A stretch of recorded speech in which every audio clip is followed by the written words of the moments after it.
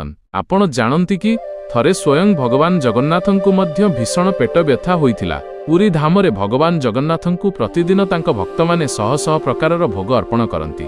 प्रभु भाबुथिले जे मोर भक्त माने प्रेमरे जेउ भोग आणुछंती ताहा न खाइले सेमानंक प्रेमर अपमान हेबो।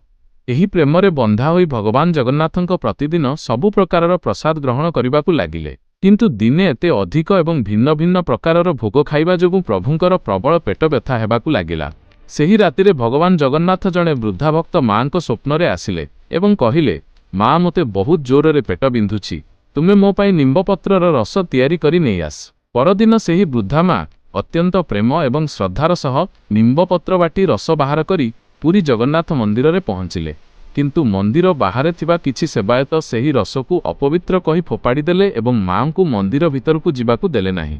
तांकु अपमानित करी फेराई दियागला। सेही वृद्धा मां सारा राति कांदुथिले, मो प्रभु केते कष्ट पाउथिबे, आजी रातिरे से किपरि एही कष्ट सहिबे। सेही रातिरे भगवान जगन्नाथन पुरी राजांक स्वप्न रे आसिले एवं क्रोधरे कहिले, मो मार अपमान करा जायछि, मु बहुत जंत्रणारे अछि। से मो पाई औषध नेई आसिथिला किंतु ताहा फोपाड़ी दियागला। राजा तुरंत निदरु उठिले, सीधा सेही वृद्धा मांक घरे पहुंचिले। पुणी थरे निंबपत्रर रस तैयारी कराइले एवं निज हातरे भगवान जगन्नाथंकु अर्पण कराइले।